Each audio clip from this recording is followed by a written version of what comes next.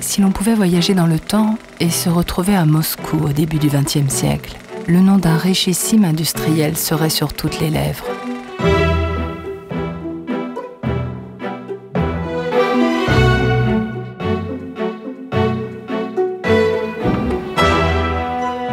Sergueï Choukine accumule dans son palais des centaines de peintures.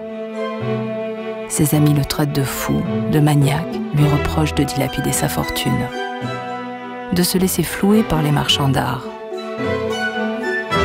Mais Sergueï Choukine ne prête aucune attention à ses railleries. Pire, il s'en amuse et attend son heure.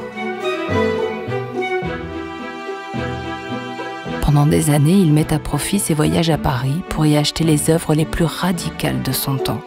Gauguin, Cézanne, Matisse, Picasso. Avec une obstination qui confine à l'obsession, il acquiert des œuvres qui forcent ses propres barrières. Sergueï Choukine emploie toute sa passion à partager ses œuvres avec le public moscovite. Les avant-gardistes russes de son temps, Malevitch, Tatlin et bien d'autres, viennent y chercher la force et l'inspiration.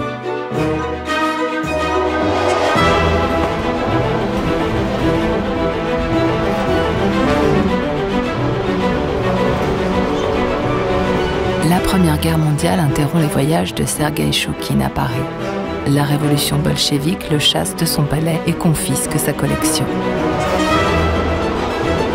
En 1918, Sergueï Choukine s'exile en France et ne reverra jamais les peintures si chères à son cœur.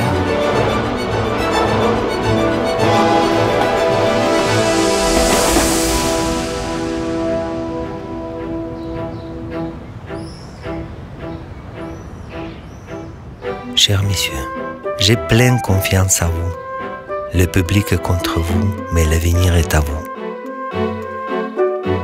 Il ne faut pas abandonner les champs de bataille sans essayer la lutte.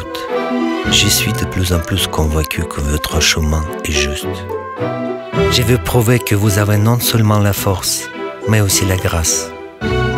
Depuis 3 semaines que j'ai quitté Paris, je me rappelle de vos tableaux qui restent comme gravés dans la mémoire. Les autres choses sont oubliées. Peut-être que le temps sera mon allié, et à la fin j'aurai la victoire.